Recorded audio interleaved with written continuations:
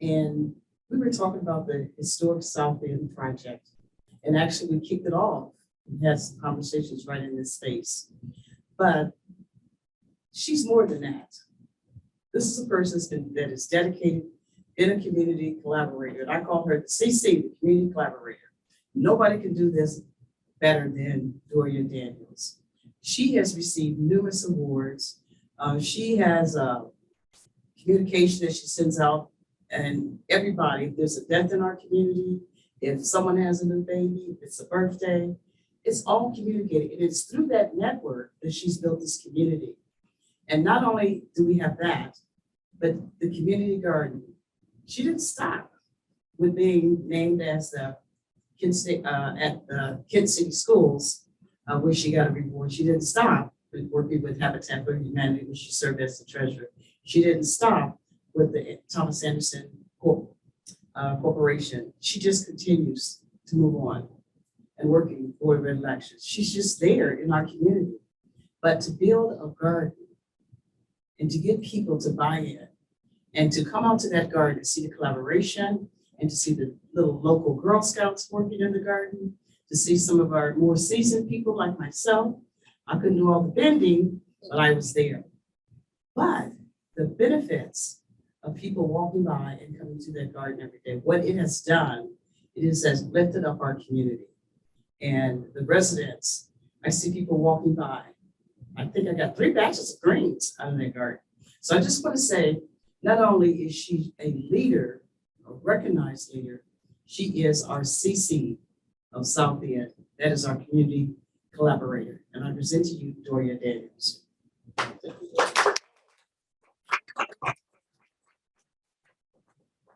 Well, I want to thank, can you hear me? I'm thanking everyone for having me here on behalf of the historic South End. The neighborhood has long wanted to do something like this. I have long wanted to do something like this, so I just want to thank you. Now, I'm older than these young fellows here, see, so I have to write notes and I have to follow my notes. So I just want to share this. Today's topic is supposed to be climate disruption, agribusiness and big box grocery chains are making fresh and nutrient-rich foods inaccessible in many of our communities. A phenomenon known as a food desert. Excuse me, I can read better without my glasses. This phenomenon has not been as dominant a factor impacting Kent's historic South End neighborhood as some other communities, because our neighborhood was an ethnic neighborhood. We didn't depend on grocery stores. We raised our own food. We had chickens. We did our own thing in the community. So it wasn't such a big deal then, but it has because the neighborhood has changed. The dynamics, the natural habitat, the environment with less green space, it's just changed with time, and we've got more transit families now. Back then, you had Italians, African Americans, Germans, Polish. We all raised our food together. We ate together. We shared recipes together. My grandmother taught the Poles how to cook greens. They taught her how to make what is that, Borowskis or something other, and the pierogies, and the Germans taught her how to make beer. So we exchanged those kind of dynamics in the community. But this is my story. Okay, this is my vision of how I sought to address the food desert, because we do have a food desert. More of the younger kids now are eating GMO and that McDonald's stuff. You tell them about some greens or something like that, they would rather go to McDonald's. And then we've got problems with obesity. As you can see, I'm obese. We have problems with diabetes and all this. So I have a vision and a dream for getting back to healthy food. I was raised up, I wasn't as big, but when my mama was, I was raised up on homegrown vegetables. And when we were healthier then. I was healthier 40 years ago than I am now. Shame to say it. Forgive me, mama. But this is my story and vision of how I sought to address the food desert concern that's emerging in my neighborhood, and the wonderful folks, I have to say, there's a lot of them out here. The wonderful folks in the Kent community joined in with me to support that vision. And that includes the Kent Portage County area businesses, a lot of farms, area churches, Portage County NACP, the Kent Environmental Council, Kent Interfaith Alliance, and many master gardeners. Okay, and what I've done, I'm gonna just share to you what we've done. And we'll start it on slide 3. You see this land right here where it says Eugenia, the blessing of the land? That was the project that started in March, 2021. This is a lot of mine. This is a vacant lot. Didn't get cooperation from some of the city sources, so I said, okay, I got my own land, we'll use that. And this is a vacant lot of mine that we developed for this garden, okay? I chose to use a vacant lot of land I owned in the neighborhood and converted it into a community memorial garden and an urban green space, because not only did we want a garden, we want a little green space for like a park, okay? And we call it Thomas Anderson Memorial Garden, and there's a history behind it. You can read it in some other stuff I have here. The intent was first to improve the neighborhood and environment aesthetics. Next, to provide healthy organic food. And last of all, this to me, and this is my vision, and it doesn't mean it was anybody else's, but the last thing was to open an opportunity to bring the Kent community and diverse neighborhoods together as a way to foster harmony with nature, number one, and develop opportunities to talk with each other during a critical time in our history. And that was the COVID-19. And then if you remember, there was a lot of racial tension behind shootings and the riots in the streets, which was alienating folks. And I'm happy to say that as a result of our community, I think Dr. Nelson referred to it a little bit. We had Black folks, white folks, we had over 60 volunteers that came out, worked in that garden hand in hand. Older people, young people, men, women, gay, didn't care what. Everybody was out there working together, had a ball, and it cost me because I had to feed it. So we always had a meal afterwards, and enjoyed every minute of it. So this is what's happening here. Doctor, what you see here is the blessing of the land, and I think that's the reason why it's successful, because we had Reverend Renee and Reverend Christie, different people that have blessed the land. This is the turnout. We had Kofi Komet. No, Kofi, who did a libation, So you can go to the next slide now. And what transpired is Reverend Renee and her husband went out and walked the land with you went with them too, didn't you? I don't remember. Yeah, well, you did. Walked the land and got the design together. Because me, I'm organized freak. I believe in things being landscaped. And at the time, Reverend Renee just marked off the sections, but I said, okay, we're gonna mark off these sections. This is a memorial garden. We want to honor. I'm big into honoring ancestors and your elders. So each one of these sections has been named specifically for someone in the community, some of our elders who have passed on. Ms. Tweets, and the thing to take into consideration, this wasn't done haphazardly. These sections were named after people because they really represented that section, like Saucony's Italian Garden. That's where our tomatoes, and peppers, were located. Miss Tweet's Soul Garden, that's my mom, and she was known for cooking greens. You didn't come to our house unless you got greens or some type of vegetable there. Now this one I got to come back with the glasses. The culinary herbs that we didn't name that for anybody specifically, but Mother Willie Mae healing herbs. Everybody in the neighborhood back in the 40s, 50s, 60s would go to Mother Willie Mae. She'd pray over. She just had healing hands for somebody. That was her ministry. Miss Rita's pollinator garden. Miss Rita was the first Black dispatcher for Kent Police Department. But she also was a bee lover. She had bee all kind of bee ceramics in her house. Anything like that you would find in her home. So that's why we named it after her. The Brown and People's Fruit Grove, that's another story behind that is too long for me to tell you. But people that knew Mr. Brown or knew Mr. People know why that area of section was built for them. And we've got trees planted in there. And then Mother Nellie's resting bench, that's another story too of her. And now we also have a registered little free library down in the section there. You can go to the next one. I think the microphone's off again. No, it's probably because I wasn't holding it. Okay. We're at the overview, Yeah.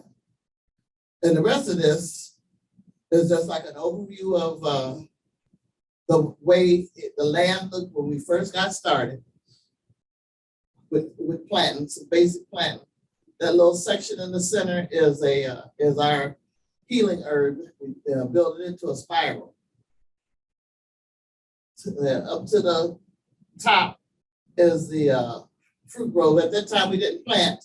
We hadn't had it planted, but we got it planted in October, you know. And we also had a time phase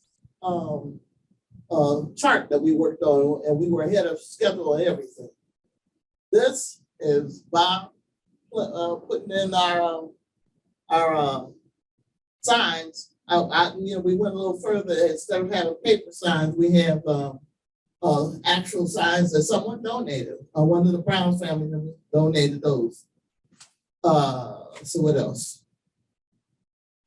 And at this point, I'm gonna just hand it off to this is the pollinator garden, and think about this.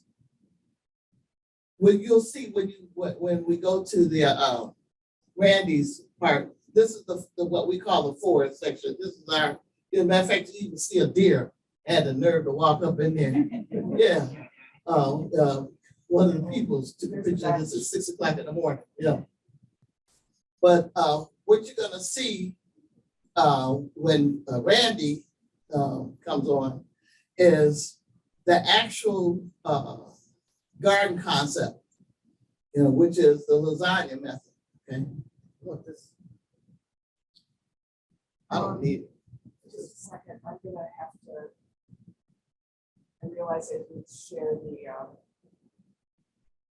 the. With your guests.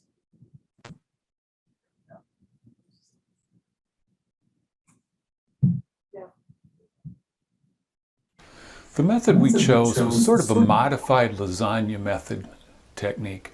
Lasagna method usually includes having a layer first of some sort of a cardboard, and then some soils on top of that, maybe some kitchen scraps, some other amendments, perhaps some compost, often leaf litter. We didn't have the time to allow that to break down, so in our method we used the cardboard first, and then we put a fairly thin layer of City of Kent mulch, which was partially decomposed leaves and twigs and bark and ground up wood. We put that on probably about 3 inches thick, enough to hold the cardboard in place, and then we let that age for maybe a month or so.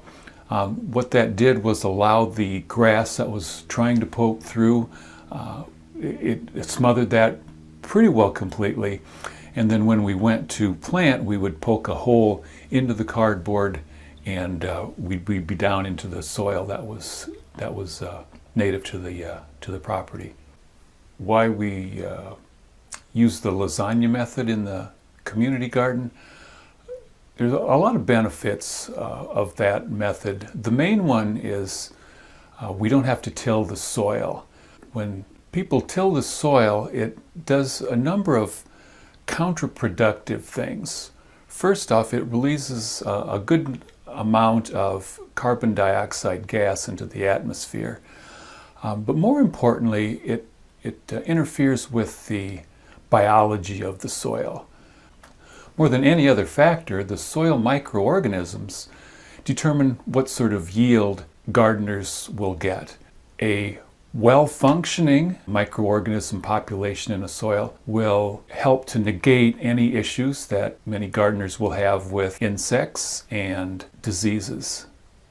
A main reason why we use a no-till, why we chose a no-till, when one tills the soil, the weed seeds that are been laying dormant in that soil for sometimes tens of years get brought to the top and germinate. So the number of weeds that one needs to manage using the no-till system is much fewer than with the tilled garden. We decided to plant a pollinator garden in our community garden in order to bring in the beneficial native insects that are having a harder time finding a place to thrive in our more industrial centered lives these days. We did a similar experiment in our front yard and were astounded by the number of different species of birds and bees and insects that really add a different sort of life and feel to the garden. And that's our presentation. Now, what you need to know is that you saw March 2020 was when that was vacant lot. This picture that was shown with that Randy was standing in front of is probably about August. So that is the results of 6 months. You know, people in the neighborhood poke fun at me. Yeah, you got all that, but that stuff is gonna be flying all over the place.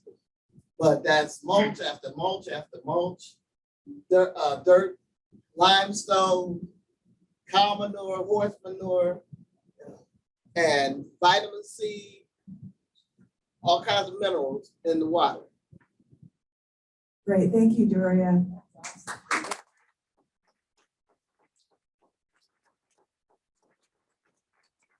My apologies to those online. I had it muted at first, so they didn't get most of my Dr. Nelson's introduction, so my apologies for that. But you can hear it now, which is great. So I am happy to introduce our next speaker, Keshava Holt. I met Keshava on Facebook just like a month ago, maybe a little bit. I saw that he was doing all this great stuff in Akron, and I figured somebody was doing it. So the minute I saw one of his posts, I'm like, oh, this is the person I need to talk to. So I went to one of his workshops in Akron.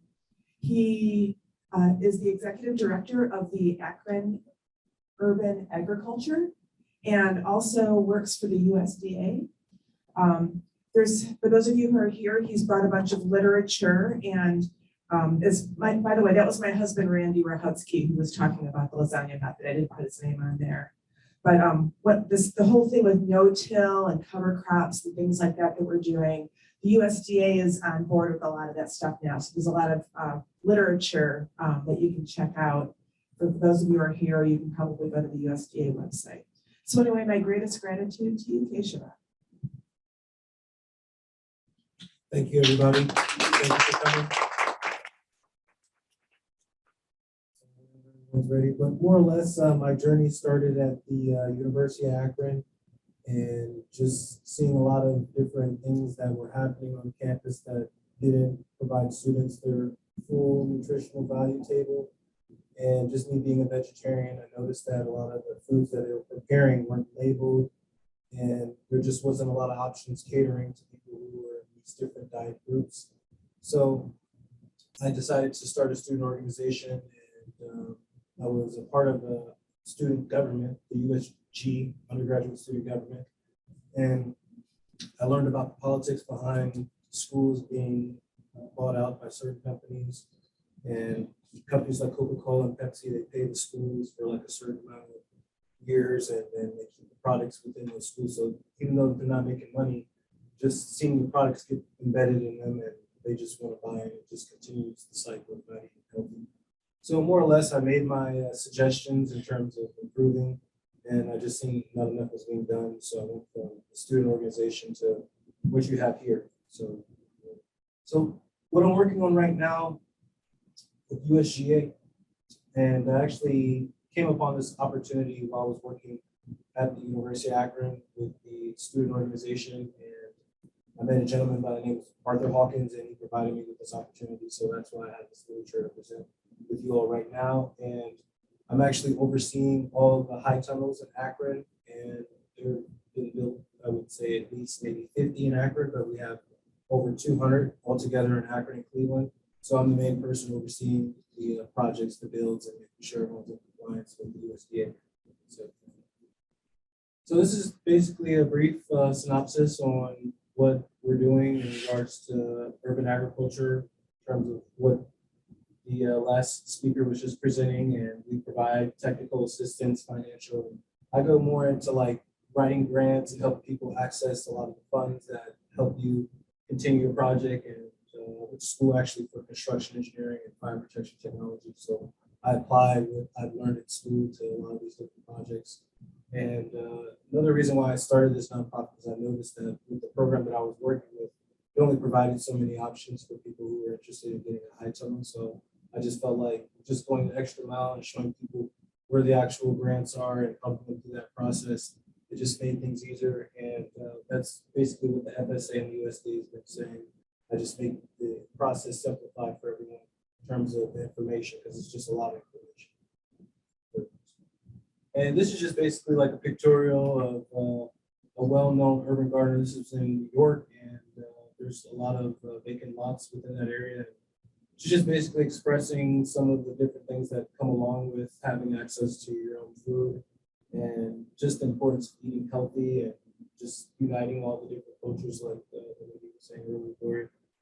So go to the next one, please. And this is basically like an example of a high tunnel with a wooden frame. They're usually with a metal frame on the actual inside, but if you wanted to like do your doors with the wooden frame or metal, that's optional.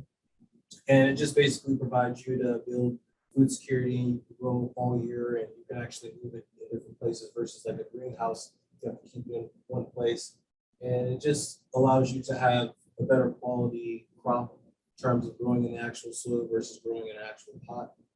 So the next one. And then we suggest that you actually test your soil if you're going to be growing, so you know exactly what's in it, or at least contact a company that can identify what has been in the soil or not. But you can use sunflowers to purify the soil and other different methods. So, but this is basically like an overview of the insectary, and it just shows some of the different things that go into creating a healthy soil. And there's certain bugs that we do know of that we may not be fully knowledgeable about, that are pollinators and that help contribute to some of the bugs that may be eating your crops. So just having like a perfect balance. And then with the Akron Urban Agriculture, we teach people about that process and beekeeping, and just the importance of knowing how to know about the different sectors, because everything is connected.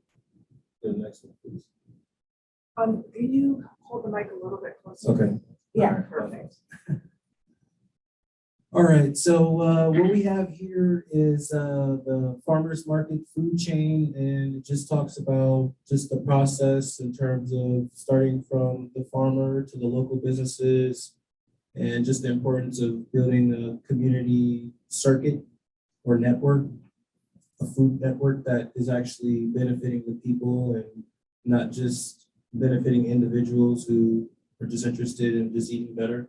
So it just has some medical numbers about what's happening right now. Go to the next one, please. And this is actually Joanna's house garden. This is an example of a high tunnel that we have built that's under a USDA conservation contract. And this is actually across the street from one of our properties. And we're actually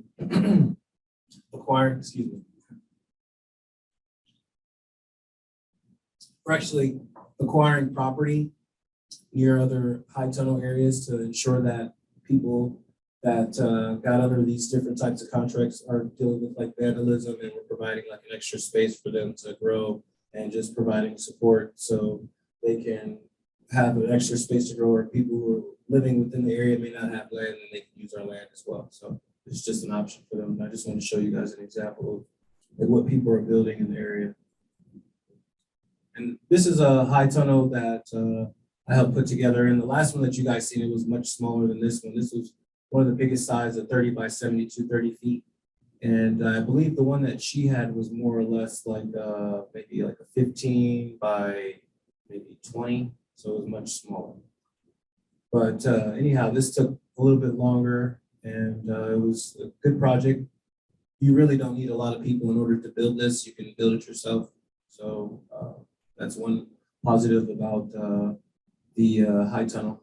And this is just more or less like a food chain, and it just shows the process in terms of delivering food and how important it is with just simplifying everything. Because right now, just all the different chains or hands that are touching the actual food versus it going from the garden straight to your plate. And you have to deal with a lot of the preservation methods that stores do with the chemicals in order to keep things intact and to keep it at a level of goodness. So you have to definitely keep that in mind. And a lot of the stores, they outsource vegetables and fruits from like miles or hundreds of miles away. And sometimes what they consider local is like 400 miles away or 500 miles away instead of just doing something that's 10 miles away. Like that's realistically local. And there's just some signs of nutritional deficiencies I put on there just to, educate people on some of the things that they need to be aware of. And just by us being able to grow different quality types of foods that are nutrient rich. And we're developing some research equipment to test the nutrient level in different vegetables and fruits. So we can know instantly what we're dealing with. Go to the next one, please. And we're also teaching people how to like bee farm and the apiary process.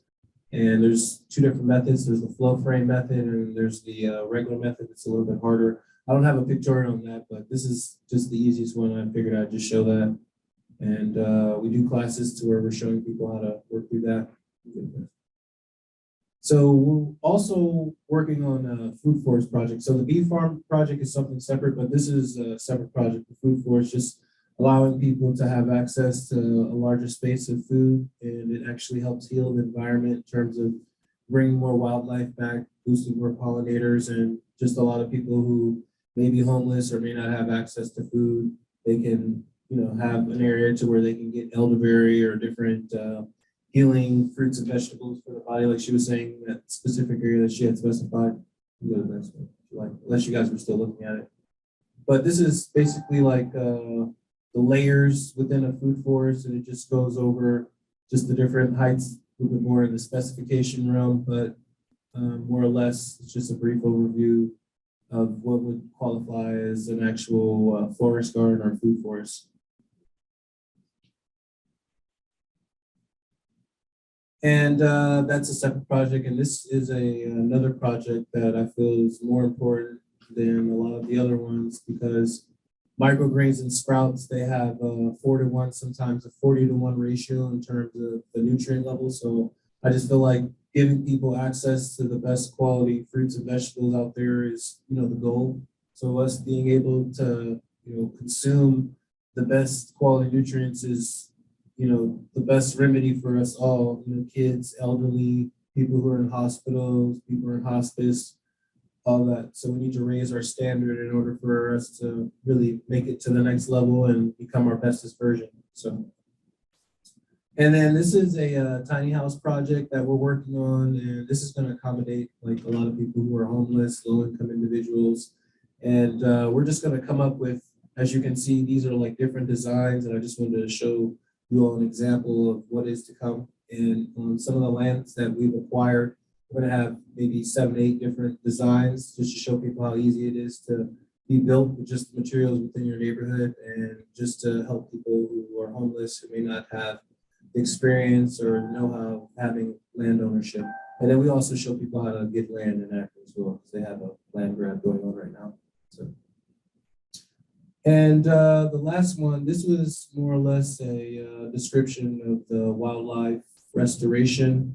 And it just basically shows just the importance of everyone working together in the community and just the benefits of conservation and just more or less having different types of goals and outcomes, and from the combined efforts of everyone, it just creates a healthy environment to where people can go and actually see butterflies and see different wildlife within our habitat. Because right now we're living in a mass extinction. So that means more pollinators, more animals, us as people are dying faster than any other time period. So by us being able to work together and recognize the things that are happening, it helps, create a better change for us all. So the next video. So I have a short video. I'm not sure if we have time or not. Let's do one. Okay. So high tunnel one? Yeah. Okay.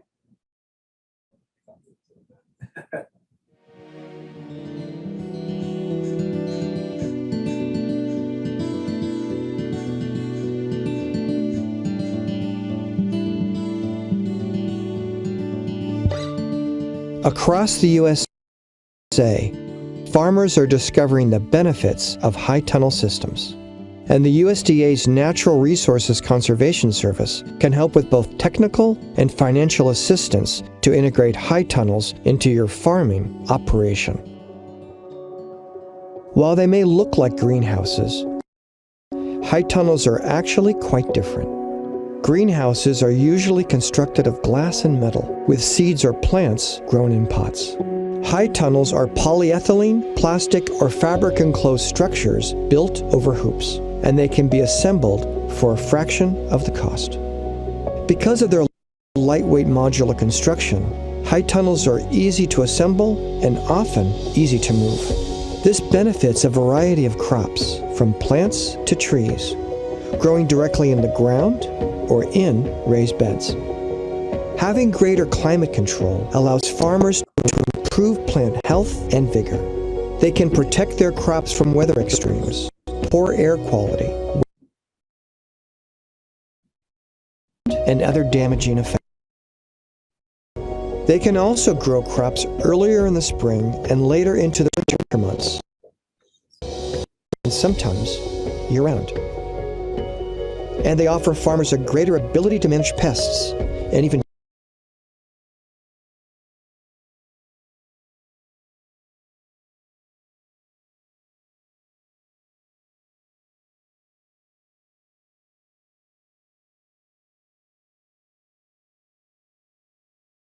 erosion, suppress weeds, increase soil water content, and break pest cycles. In their continuing effort to help improve the effectiveness of high tunnels, NRCS also supports scientists unlocking the secrets of cover crops, using laboratory testing to reveal even greater soil fertility benefits. But perhaps the best thing about high tunnels is that they help farmers furnish their communities with more diverse local crops, reducing energy and transportation costs and providing their communities with greater food security. To learn more about NRCS assistance with high tunnels, visit your local NRCS field office or nrcs.usda.gov. NRCS, helping you help the land.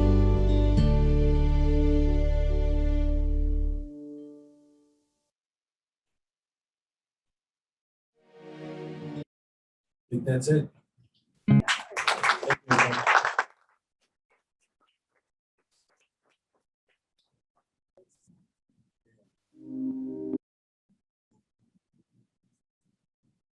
Good evening, everyone. I'm Frank Harrison, and believe it or not, I have the NAACP. I'm a member. I'm a MIC, which is a McGowan Improvement Corporation, and I'm the president of Skills Improvement Corporation. So I've been a long-time resident of the Ravenna Township and Portage County community, and I'm involved in a whole lot of things. But I am so pleased to be here tonight. And brother, you said Cleveland and Akron. We just adopt you for Portage County.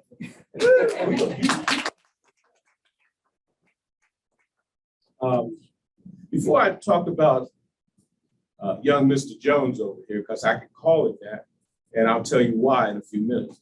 But I really want to thank the Kent Environmental Council, Pastor Renee, and the Portage County Soil Conservation. As I said, I was president of Skills, and I approached them about, because we have a very large pond in the Skills community.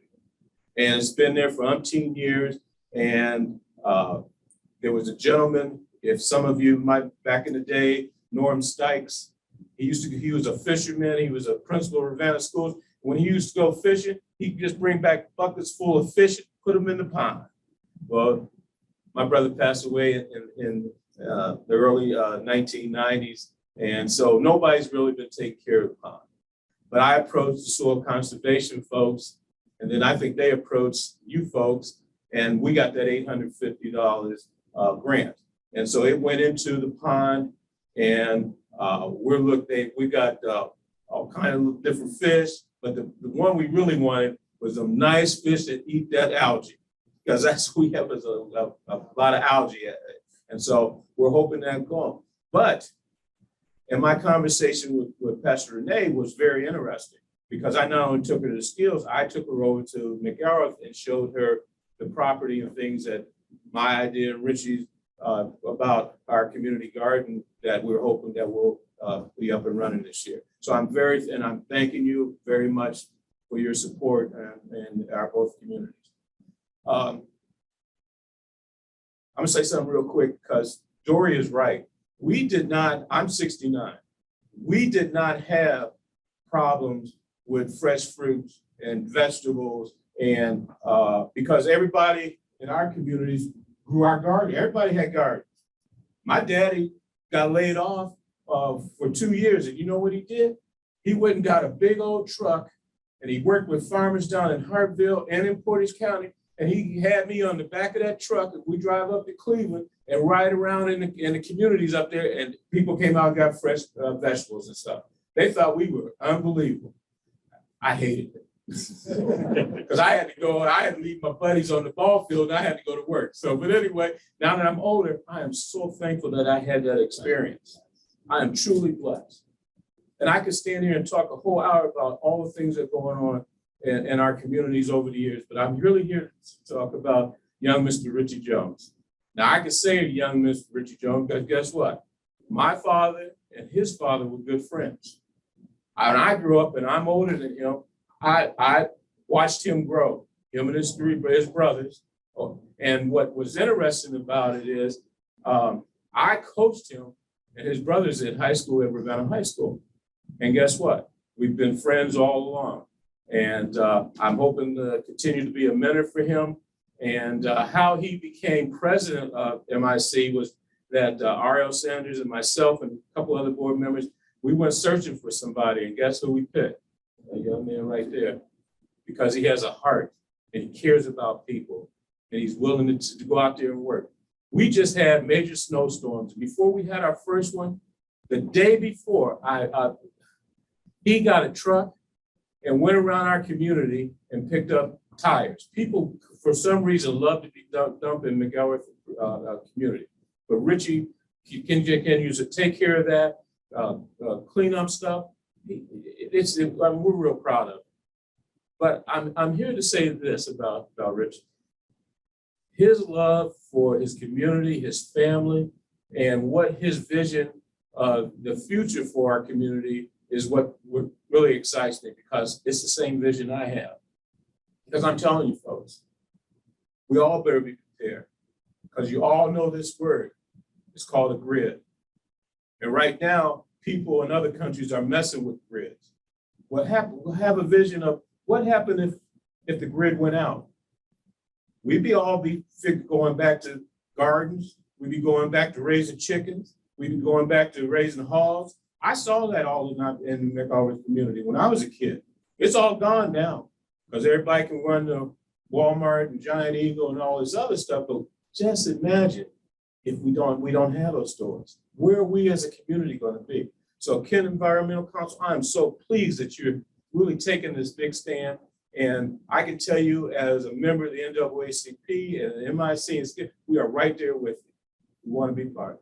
So Richie, I'm gonna hand this off to you, young man, like I did before. So God bless you. Great guy there. I ain't all that in the bag of chips, but I am a child of God. This is true. First of all, I want to give honor to God, who is the head of my life. And and to the forefathers that come before. Okay? Just put you here, just locating where McElrath is. And make sure you get that right, because the Okay. people aren't there. So it's just showing where McElrath is in Ravenna here. This one is talking about 1920. First of all, I'm gonna tell you what MIC is. MIC is McElrath Improvement Corporation. And what MIC does is they improve our neighborhood, and they've been doing it for years. So I can't even tell you where I'm at. I'm way down the line. I was handed off the torch from Mr. Harrison and my uncle last year. And the first year we didn't do much because of COVID, and we're still in that their phase. But what they've done over the years is they took this here place called McElrath, which was Proctor Allotment before it was McElrath. So here you're talking about 1920, how it all got started. It was a farmland, I think a dairy farm, that was given to people of color because in the city or in town, they didn't want the people of color. So they had two areas in Ravenna, which was Proctor Allotment and Skills, and that's where the people of color lived. So that's what this is talking about. They're also talking about the lots. The lots out there, it's saying there were 800 lots. They were 20 feet wide and 100 foot long. So the lots that the people lived on were very small, real narrow. So a lot of the lots in the houses that the people lived in were, I don't know, we would probably call them huts or something like Tiny that. You know what I houses. mean? Little shotgun houses. So you're going to see some of the history as we go through, and I'll speak on that. This is just talking about in 1960, where they wanted to annex McElrath in to the city. The town didn't want to be annexed into the city. And that's what this here is in, referencing to. This is an article back in 1960. This here is a picture of an outhouse, which is in the McElrath allotment. The allotment where we lived didn't have no sewer, no water, no bathrooms, none of it. We had dirt roads. I remember when I was a kid, we didn't have blacktop. There was paths, dirt roads, rocks. And this is talking about, I think her name was, it's hard to read it, but her name was Miss Howard. And she's talking about her water, because we didn't have water. We had pumps that would pump the water out of the ground because there was no water in the sewer. Here, she hadn't had any water for 17 years. So what she did is she paid somebody $2.50 a week to go 2 miles on 88 to get water from a public well. And that's how she got her water. So that's the left photo. Over here on the right, I think they're talking about another lady who was more fortunate. She did have her water, it wasn't contaminated. But in the winter, they would have to take and build a fire around the pump so that it would keep able to pump. So that's some of the things that they were going through in McElrath. This year, like you say, this is 1971.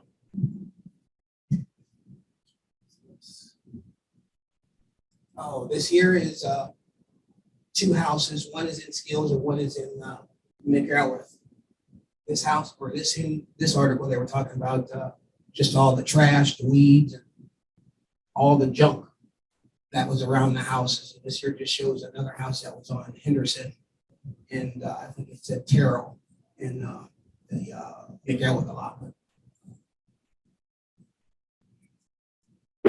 In 1975, they're talking about the, improving, trying to get the water and sewer into the two places of color. Talk about skills in McElwick. Now we jumped from 1920 to 1975. So that's how many years of what they've gone through with no water, no sewer, no bathrooms, outhouses. Here we are in 76, still going and still trying to get water and sewer. And here's what they're talking about. In this article, they're talking about those two areas being the worst slums in the United States. Third and fourth worst. That was by the New York Times did a study across the country, and our two communities in McElwick and Skills were the third, fourth worst rural ghettos in the country. And you and I know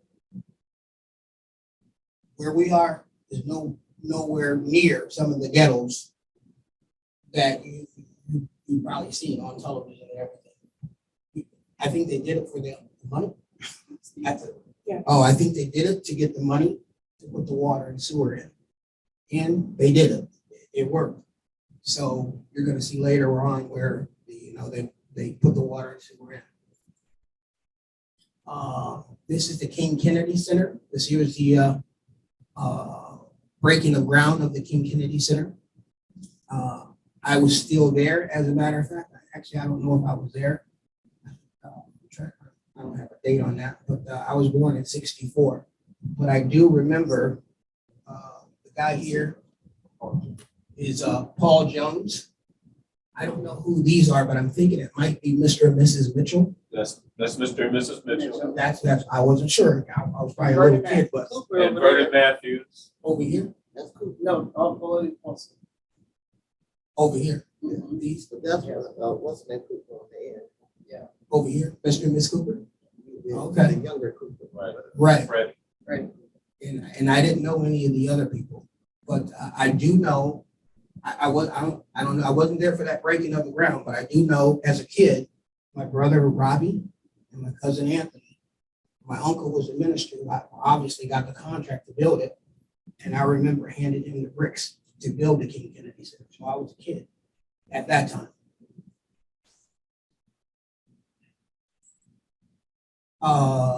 This is a picture depicting where they started to clean up. McElwick allotment is an area where people tend to come in real quick, back up and dump their trash, tires, whatever they want, and take off. So every year we go around and we pick up trash, tires, and whatnot. That's where a lot of our funds, our donations go, because we do it every year. But this here is showing where I think it said Miss Wilmington. They took a group of 4-H students from 9 and 11 years old, and they started picking up the trash. And at one point, I think they said that they found a pornographic book, and that's what prompted them to, hey, we're going to start cleaning up. That's that.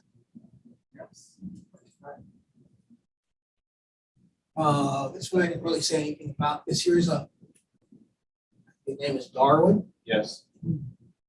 Miss Mitchell. This was Jake Jones. Jake Jones. I'm not sure her name. I think it's Mo's mother. Yes. This was my Uncle RL. BFI was a company, a trash company, who, and this is just from talking to people that was there prior to me, they said BFI was real instrumental in getting a lot of the cleanup there. They put a lot of their time, a lot of their money to come in and, pick up trash. They said, you pick it up, you get it to wherever you get it, we'll take it. And they kept coming back. So they were a real big part in cleaning up McElwick. the right, I'm not sure what it is. It's just a bunch of pictures. I think they had this stuff on display at one time. New homes. New homes. And that's another thing what they're trying to do, you know, with Miguel, with improvement. Over the years, what we've done is we've taken a lot of those small shacks that were there and they cleaned them up, cleaned up. There was old tires, old cars, everything you can think of was there. And it took years to clean it up. So now it's cleaned up, but still every year we got to go back out because people constantly come there and dump and take off. These are some of the barrels. This one over to the right was where the EPA came in and they tagged the barrels.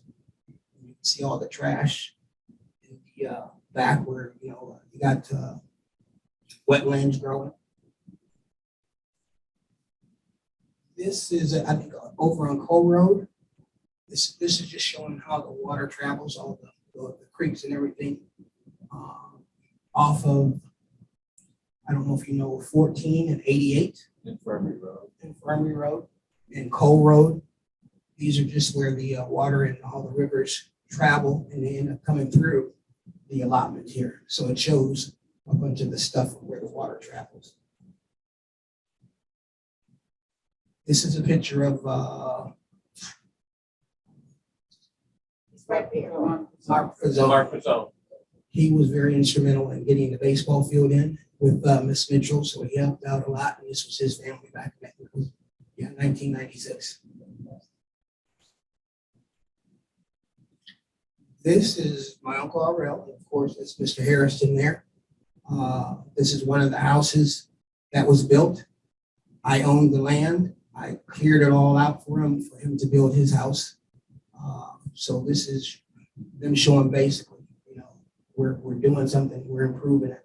You know, and that's the whole idea of Agrihood Improvement Corporation.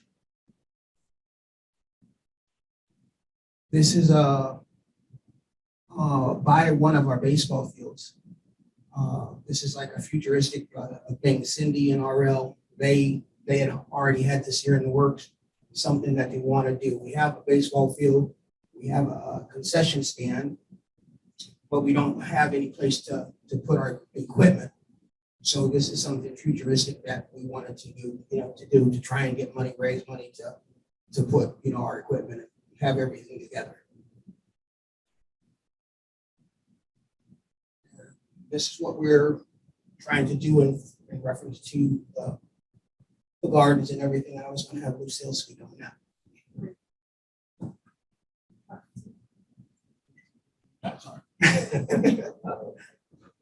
And this is where she comes in, Miss Renee and Mr. Harrison. They talked, I think, last year in reference to putting in a garden, and this is where we're at now.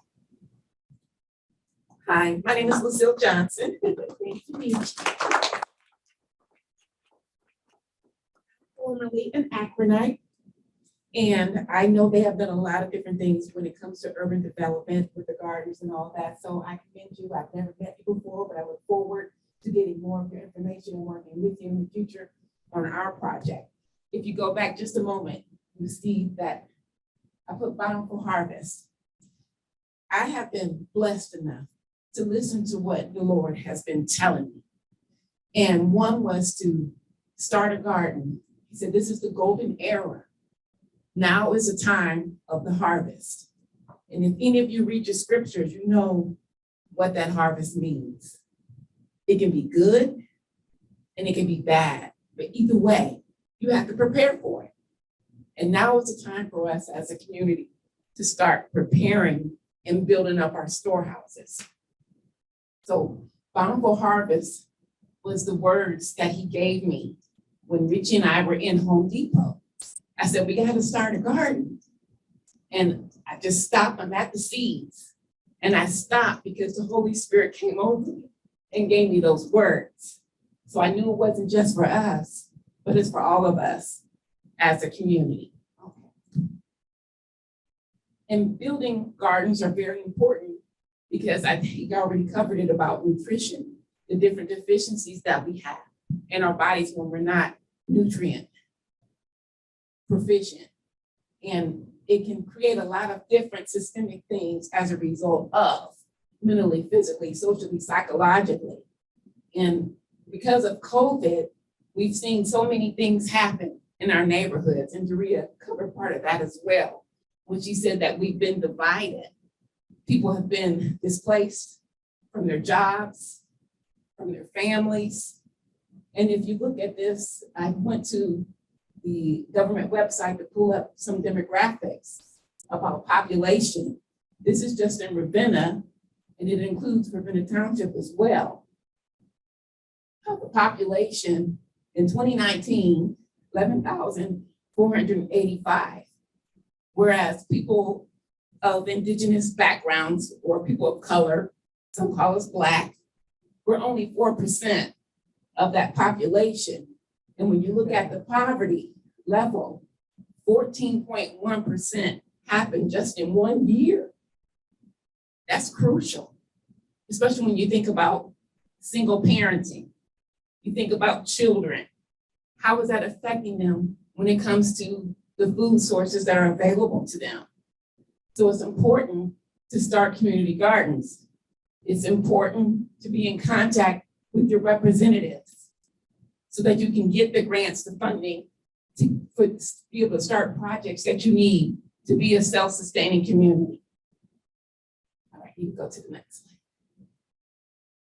All right, and this is all talking about the race, ethnicities in the background. Go to the next one. And I love this picture because you're showing, an adult with these children and the importance of community gardening. And I just listed some bullet points covered as well.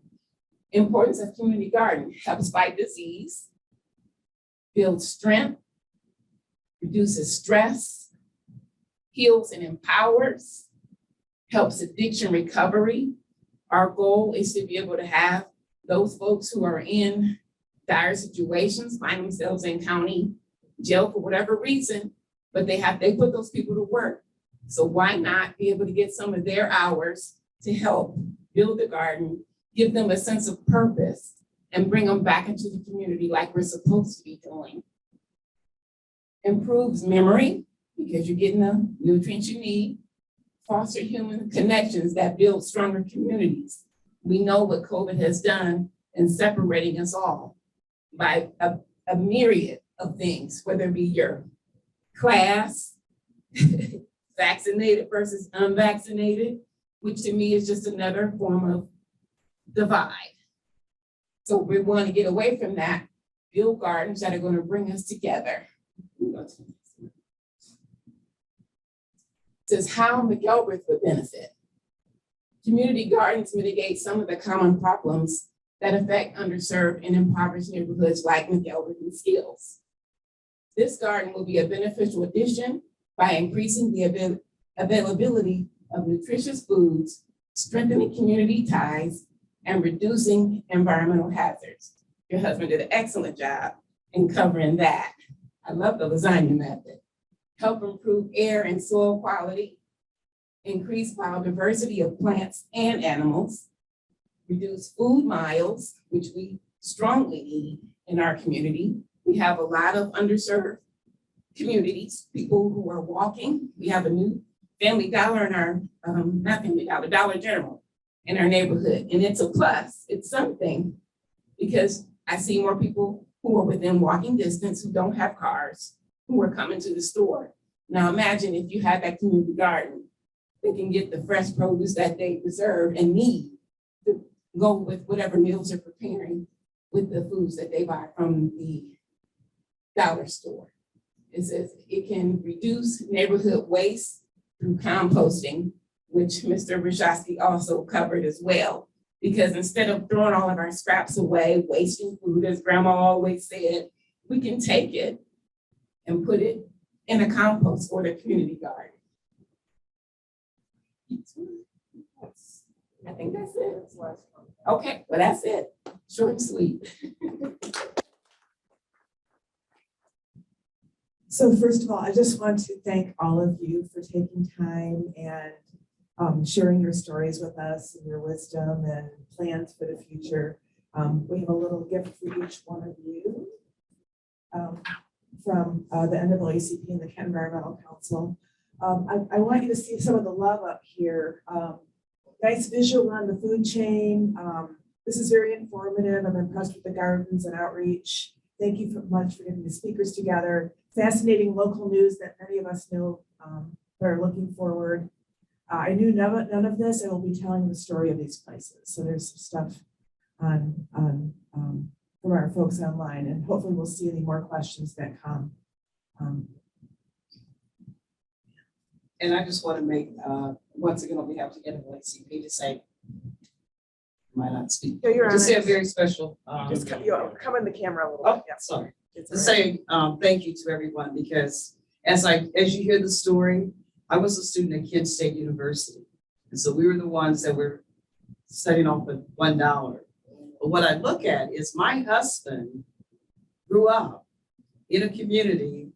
Here I am in college, coming from Columbus, Ohio, where there was no running water. We talk about the streets and an outhouse. When we went down south to visit the family, we saw that, but not here in Portage County. And so I'm saying that as we look and as we move forward, we want to make sure that we keep moving forward because we don't want anyone to be left behind. And so as the NAACP, and that's why I said the community collaborator, we thank you for your collaboration and coming out, and Doria just being there for the people and making sure that we don't lose the history. I want to thank you. I'm not gonna mess your name up, okay? It's okay. But I want to thank you because, you know, sometimes to have someone of your age, okay, to be able, because you're going to resonate with our youth. And so we're going to bring you back. Oh, yeah. Like you said, you Oh, brought us yeah. out. Because our young people need to hear your story. They need to hear, to talk about it. Because it is intergenerational. We're not going to go back. And then I want to say to Richie, he helps me do voter registration. They both come out, and we walk the streets and we do voter registration in the community. And so he is a community person. So when I heard that he was giving with you guys with this, I'm just excited and elated because we need it. And then as I think about our children and our children's children, we don't want anyone to be left behind. But it takes the village and it takes all of us. And so the person that I really want to come up and say was to my sister, Renee. Sorry about that. The Wi-Fi cut out a couple of times, so, all right. We talked about there's an opportunity, if you want to donate to the McElrath Improvement Corporation, send me an email and I'll send you the address for those of you online. There's some stickers in the back. Also, joining the NAACP is an awesome thing. You get on their mailing list and invited to their events and hear all the great things they're doing. And they're doing some pretty amazing things, especially around justice in Portage County.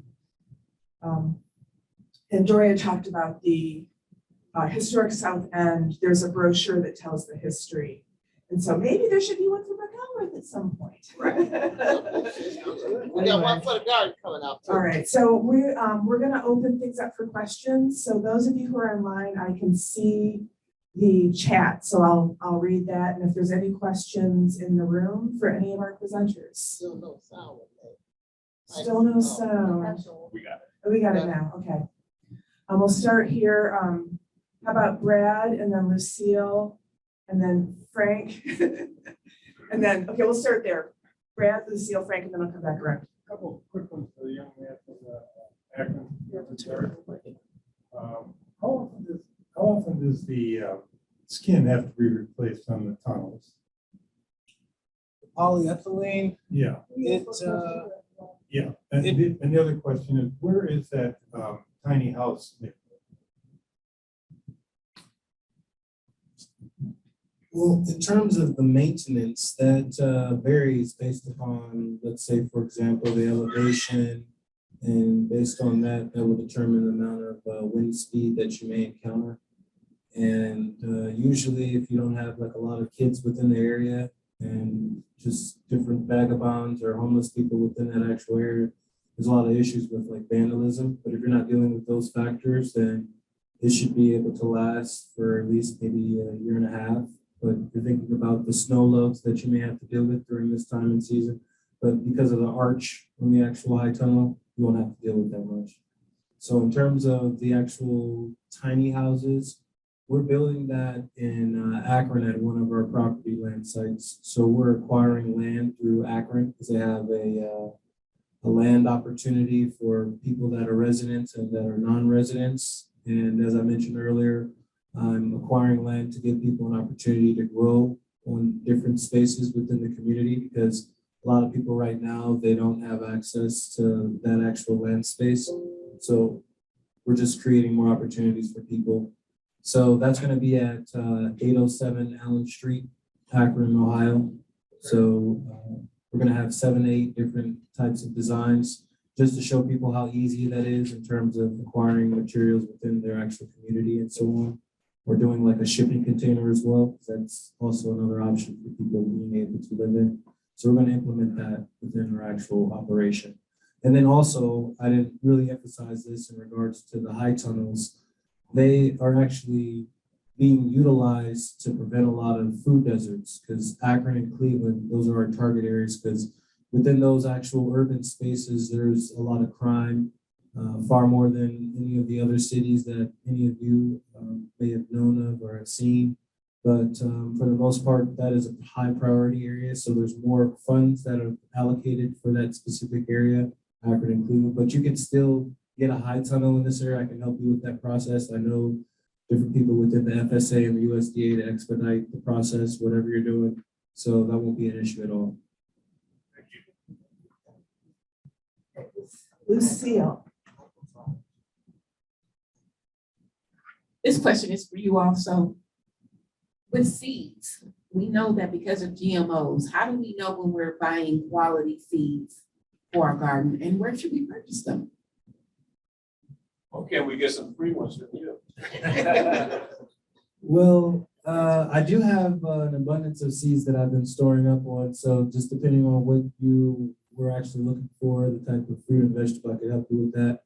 But more or less, as long as they have a USDA signature label that says organic, then 9 times out of 10, it is reliable. But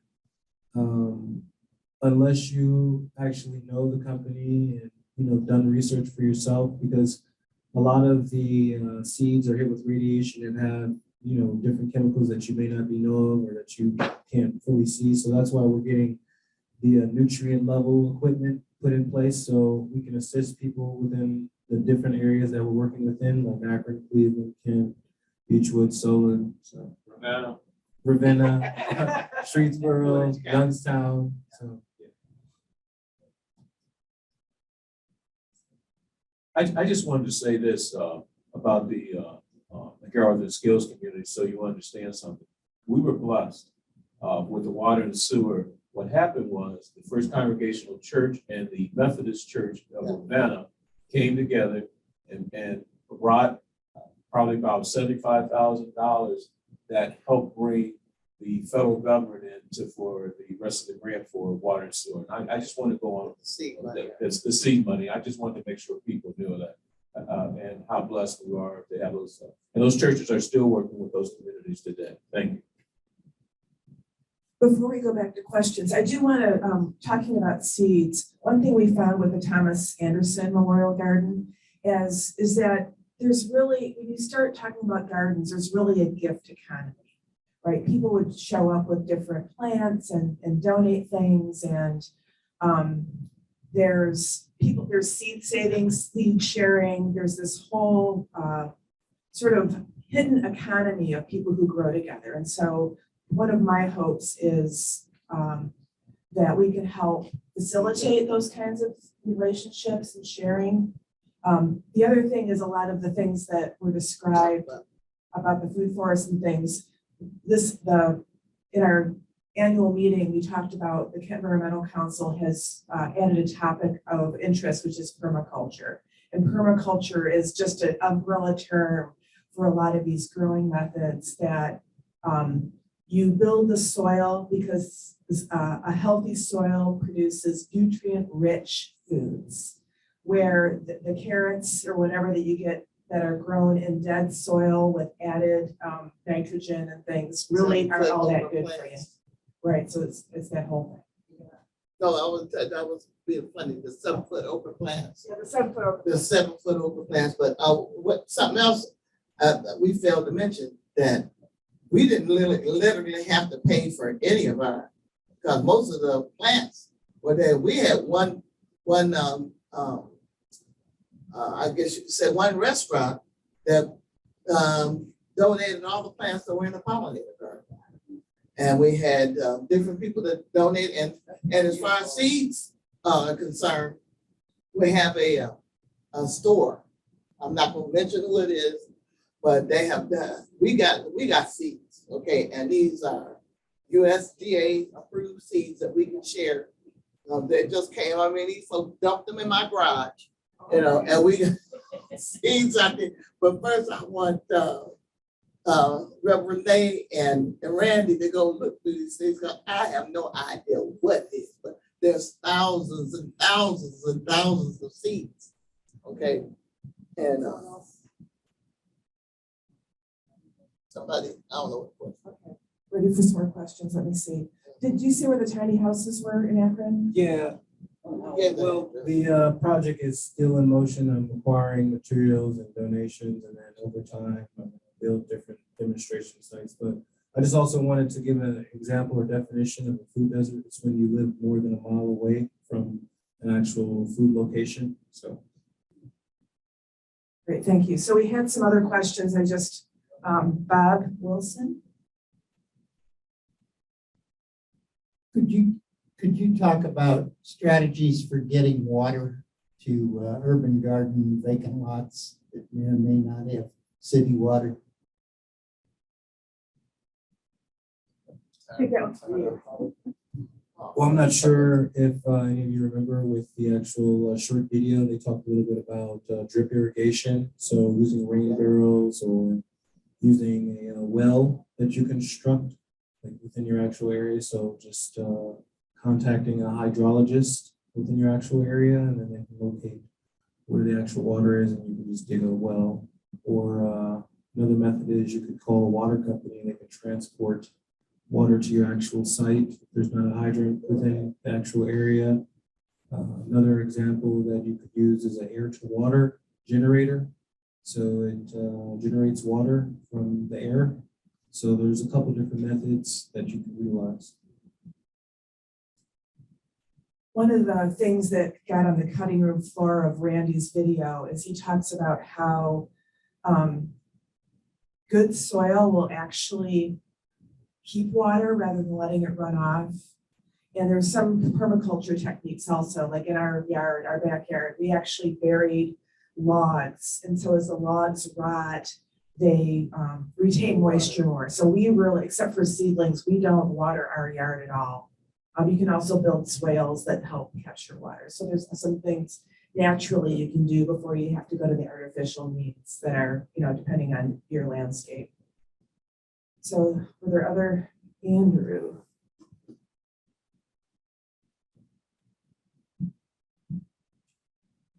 I love learning about all these projects.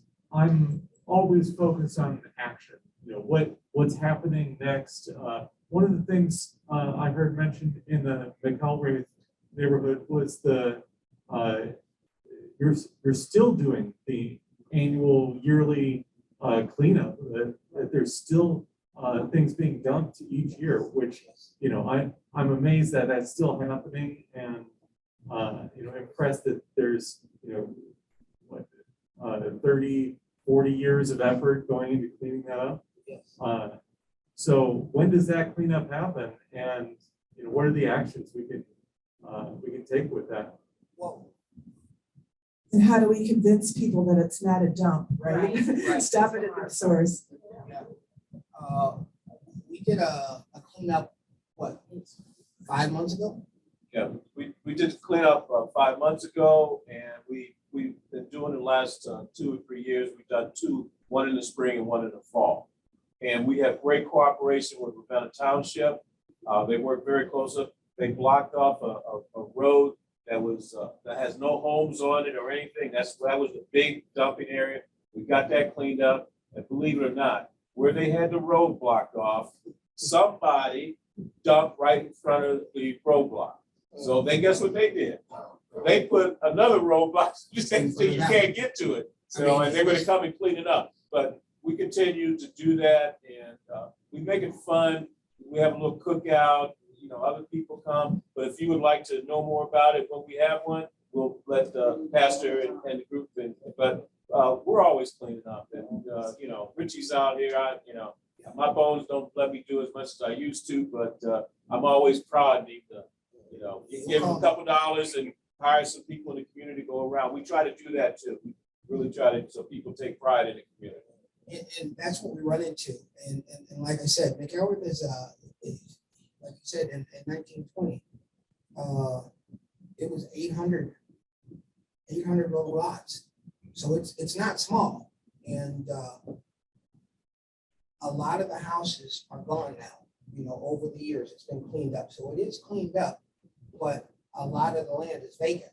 I mean, you're talking prime land right now. So back in the 20s, when they were saying they didn't want us in, now they're trying to annex it. And that's what they've been trying to do for years. So it's a total flip in reference to the city and what they're thinking. But what we run into is a lot of the land is vacant. So we have roads where there's no houses. So when you don't have any houses, it's easy for somebody to come in there with a truck because, you know, they're trying to get rid of their junk. Back in it in the middle of the night, you know, there you go. And that's what we run into every year. So I have spoke with the sheriff department just this year. And actually it was 3 weeks ago. And what we're looking at is getting cameras to catch these people. You know, like the deer, I don't know if you want to call it, the cameras that you put in the woods. You know, we're going to put them on those roads. That way we can get their license plates and we're going to prosecute. So that's where we are now. And like I said, this is my first year of being in office. So this is some of the steps that I'm going to take. You know, we even talked to some people with reference to putting cameras on their houses. So that's where we're at now. Isn't that something though, from 1960, please annex us, and now that there's money in the neighborhood, suddenly they want, you know, Bravado wants to annex the township neighborhoods. Other questions from, I don't see any in the chat. Anybody else? One more from Brad. Richie, what year was were your utilities actually up and functional for these homes? Yes, what happened was in the late 60s, they began to put in electricity, but there was no water and sewer. And then later in the 70s, that's when the Methodist Church, the First Congregational Church, came in with the water and sewer. In the mid 80s, went from gravel roads to paved roads. And so there's been upgrades as we continue. And there was a slide that showed you houses in R.L. Sanders and his late wife Cindy built the home, and probably about 5 years ago. And since then, we've had 4 or 5 other new homes. Richie and I sit on a committee with the Portage County Land Bank, and right now we're looking at the delinquent properties. We're working with Community Action Council. We're working with PMHA and NDS, Neighborhood Development Services, to looking at the possibility of new homes. And I want to talk to my brother about the small houses, because I have a dream about that in my own community. So, you know, more affordable for people, especially elderly and homeless people. So you're right, though. We're thinking about that too. One other quick thing we've done, Richie sits on a committee with me. We call it our Economic Development Committee. That dollar store was a prayer and a dream that started 3 years ago. And Richie had a dream. He has a property and somebody beside him has this property, and he was thinking about putting a big garden there. Well, guess what happened?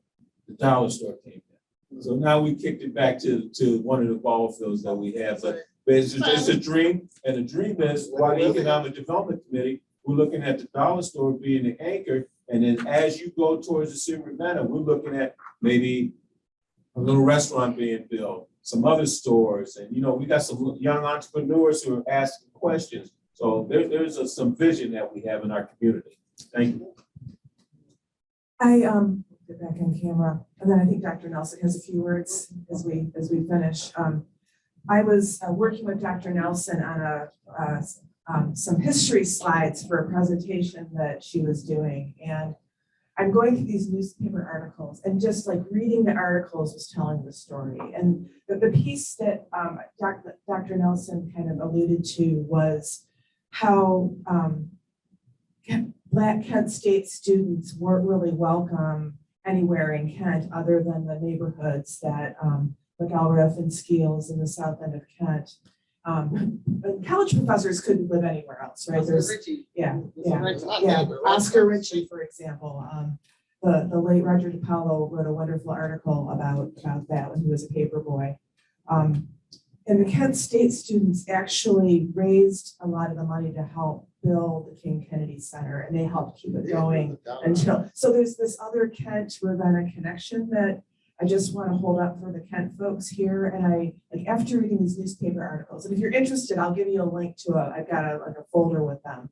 Like, I was crying, that the tears are just the heartbreak of the story then, but like now what is happening in your vision and the idea of your, there's a lot of the Holy Spirit moving in these stories. And so, we don't talk about faith much as the Kent Environmental Council, but I'm Pastor Renee and I do. And there is something about when the time is, there's a time of synchronicity. Even if you're not a person of faith, there's moments when things just fall into place. And this feels like one of those moments. So. And I do want to say, because that in this whole conversation, the lots that the people have were very small. And the homes that they lived in were tiny homes. And I say that is they were from the they got them from the Ravenna Arsenal. They got the crates that carry the ammunition. People, they would destroy them. People would go get those and they built. Just like on the south end, they lived in railroad cars. Right. So Boxcars. Hey, we can have a whole series on another story about. But I know we don't want to keep everyone, but we want to say thank you. But I think it's important to understand the story because and that connection as a Kent State student coming and not being able to go to downtown Kent or feel welcome. These communities, I would not have probably made it through, is what I was saying to Pastor Renee, because I went to McElrath to get my hair done. I went to McElrath when I needed to get some soul food, some food that I could recognize, and I can name the people. I know in South End, Kent, I can go to the South End, and Rick's family had a restaurant in there too. But there was things on the South End. I knew I was welcome in that community. Now I was a student at Kent State, so I had not seen this coming from Columbus, Ohio. And so the impact that it had on me made me into who I am. And so being a first generation low income, it is so important that we understand that we all need each other. And so as we're talking about this, in as much as you've done it to the least of these, my brother, you've done it unto me. And so what happened in McElrath is just every time I just think about it, it's gut wrenching. And so there's so much to whom much is given, much is required. And so even though as a student, I checked off a box for $1, I think it's $2 now to build the King Kennedy, I realized that I have to beg to get money to complete the gym that we're building out in the community. That should never have to happen. We shouldn't have to do that. But we had to do that. We had to go and we have to actually go to the county commissioners and ask for that money. They did give us some additional funds for King Kennedy. I'm just gonna put it out that we need money. Those kids need, that community needs that. We need to look at South End of Kent. What do we have? We need that green space. We need to have that playground, the parks, all of that running through there. We need to look at our communities.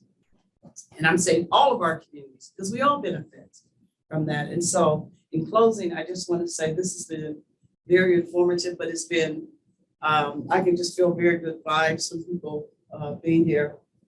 Well, Carl, he's always there. He's always there. But such good vibes. Andrew, I'm so happy you're here because I know you're going to make things happen. We still need to have that type of a spirit. And that's one thing that I can say in Portage County. One thing I can say, I am from Franklin County. I know my zip code, but one thing about the zip codes out here, when we put our heads together and say we're going to make change, we will make change. And I know that from being at Kent State University and watching what happened on May 4th. I wasn't there, but watching, it still stands. And this city will still stand. Richie is still standing, but it's only because we're all helping each other. So thank you for coming out. Thank you for joining in with us. And more importantly, do it for someone else. Do a nice gesture for someone. Let's bring America back to America and what it should be. And that's all of us working together as a community. Thank you.